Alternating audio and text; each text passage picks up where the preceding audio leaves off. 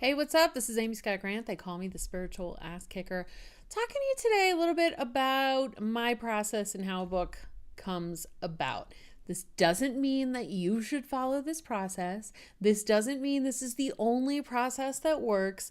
Far from it. But what I have found is that when you're first getting into writing, it's very helpful to hear other people's processes because it helps you kind of get your head around, like Stephen King, right? Who's written like a billion bestsellers, mainly focused in the thriller and gore genre. Horror is what he writes.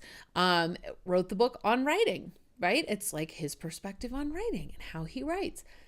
Doesn't mean that's what's going to work for you, but I do find when I was first starting out as a writer, it was helpful to hear other people's processes until you kind of develop your own process. So if you don't know, I've published like a half a dozen books, and I have about a half a dozen more that are written but not yet published, right? Like they're coming.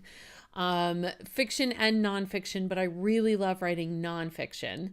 And I tend to have a knack for how to organize data, right? So I can organize how to put things in the right order so that as a reader, it makes sense to you when you're trying to learn something. And usually whatever your next question is like the next thing I cover or the next thing in the book.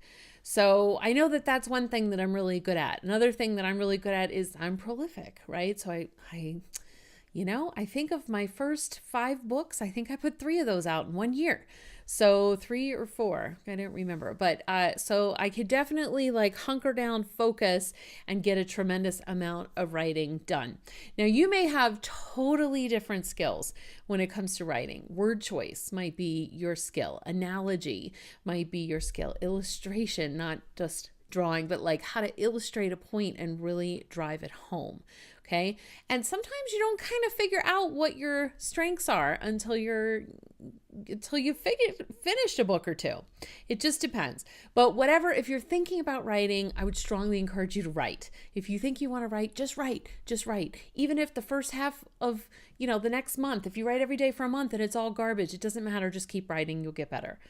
Okay, but here's kind of my process of a book from start to finish. So step 1 is I'll get an idea for the book. And usually this comes out of the blue, out of nowhere. I know people have other processes like they Google what problems people want to solve. That might be a way to find a topic for your book. Mine just like zap. It's like strikes me like bam. Oh, okay. Apparently I'm going to write a book around that. And then time passes. Like literally I get the idea and then nothing happens for a while. And again, this is my process. In the past, if I've tried to force it, it just doesn't work. This is how it flows. I've gotten used to it. Okay. So I get the idea.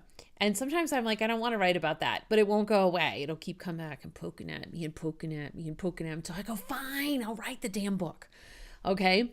So I get the idea and then time passes. And then like out of the blue, one day it's like, oh, here comes the book. And I just have to either grab the nearest pen and paper. I have drafted books on like the back of scrap paper on a napkin.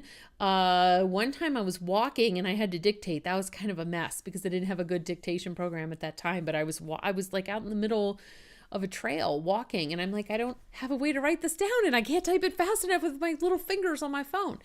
So, but it'll just like show up without warning. I call it the bones. The bones of the book is what shows up next. And it didn't always happen this way, but now when it happens, it comes in order. Chapter 1, I usually get like the title and what's going in it, kind of like bullet points. Chapter 2, chapter 3, and I'm just typing or writing as fast as I can possibly keep up because the whole structure will come in like 15 minutes. I mean, it comes really quick. Then more time passes. Sometimes it's a couple of weeks, sometimes it's 6 months, but time will pass.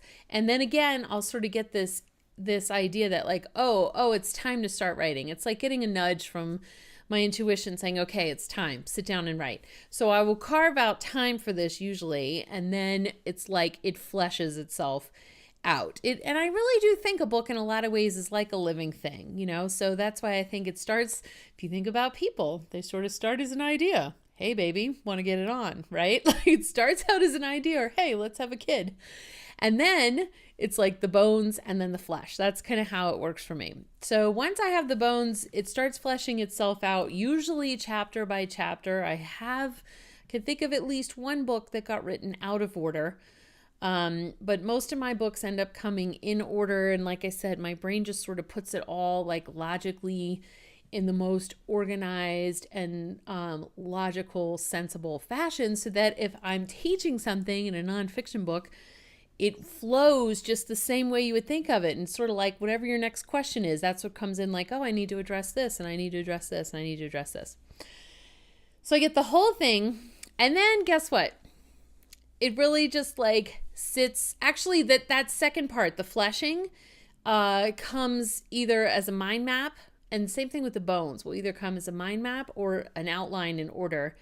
And then it's kind of like the outline gets meatier with that fleshing out section that I'm talking about, where it's like, oh, here's what exercises are going in there, and here's what explanations, and here's the caveats, and don't forget this section and whatever. So that then when I sit down to write, and again, I'll get that prompt when it's time, it's almost like the whole thing is channeled. And I usually type in the same document that my structure, that my outline is in. And so I'll just like bang it all out, and then I sort of know when it's complete. Then again, it'll sit. There's a little bit of time that happens. And then I sit down and actually go back and edit and tighten up the manuscript, right? And so when I'm writing, when I'm doing the actual writing, I want to get it out as quickly as I possibly can, because it's coming in so fast. I just have to like get it out on paper or on the computer rather. And so I'll think, oh, I forget who said this, and I'll put the quote in, and then I'll put a note to myself in brackets, like, look up proper quote, meaning go make sure I quoted it properly, and then give credit to whoever actually said that. Or if there's a story I want to include, same thing. I want to make sure I give credit to whoever originated that story if it's not one of my, anecdotes that I'm including. So I'll put all these little notes to myself. So when I go through the editing process, I'm cleaning up all those notes. I'm researching, I'm fact checking, I'm, making footnotes and giving credit where credit's due, that kind of thing. Then once all of that is nice and tight and polished, the next step is, that's when I actually put it into a format, right? So I will format the book. That's just really about making sure that it flows, and that there's chapters, and that there's page breaks where there need to be. And if images are going in, they're going in the right spots. It doesn't mean at that stage that I have exactly, it could go to the printer like that. But for the most part, I've chosen the font. It's laid out pretty well. I don't have a table of contents yet. And usually at the same time, I have someone designing the book cover for me, because that's not something I did get grounded. I actually drew that image, but all the other ones I've like had someone else design that, because I'm really not, I could draw and I could paint, but I'm not really like a graphic designer. That's not my forte. So I hire someone out to do that at the same time that I'm putting together the formatting. Then I secure beta readers. I get people that are willing to read the book, even though it's unfinished and imperfect. And I have them give feedback, and I have specific questions that I ask, and there's very specific types of feedback that I'm looking for. In broad strokes, I'm looking for two types of feedback. One is like the semantic, right? Like I want to know if you're like, wow, you sure are using this word a lot, or like I want to hear there's an error on page 2, or I don't think that's the right person that said that, or like whatever. So it's really specific things that stick out at you. The other thing I'm looking for is it totally clear? Did you have any questions when you were done with this book? I don't get a lot of questions after my books unless people are like, so I have this personal situation. No, it's because I explain things really thoroughly so that you don't have a lot of questions when you're done with the book, right? Like I know that's one of my strengths in writing, is explaining things really well and really thoroughly. I'm all about clarity, so the books are very clear. So that's the other thing I'm looking for from the beta readers. Like, was anything unclear? Was anything omitted? Did anything run on too long? Did I beat a point to death? Did that kind of stuff. So I get all that feedback back from the beta readers, and then I apply that. And now, honestly, there are some things that sometimes the beta readers will tell me something, and I'm like, nope, feels right the way I have it. I'm not changing it. Other times I'm like, wow, that's a really good point, and I'll revamp the whole things. Other times I'm like, yeah, you're right, and I just take their suggestion exactly and change it. I just go with whatever's optimal. So I'm trusting my intuition on that. Then after the beta readers, we've gone through the whole beta reader phase and made all those changes, then I polish it, clean up the formatting, and that's when it goes to a proofreader. And I'll usually have one or two of the beta readers like relook it over just to make sure the formatting's good. And then there's the whole then we get into the publishing process, right? And you wait to get samples back from the printer, and you go through those proofs with a fine-tooth comb, and then you make any changes, you get another sample if you need to, and then it can go live, and there's all the launch and the excitement and the buzz that goes along with that.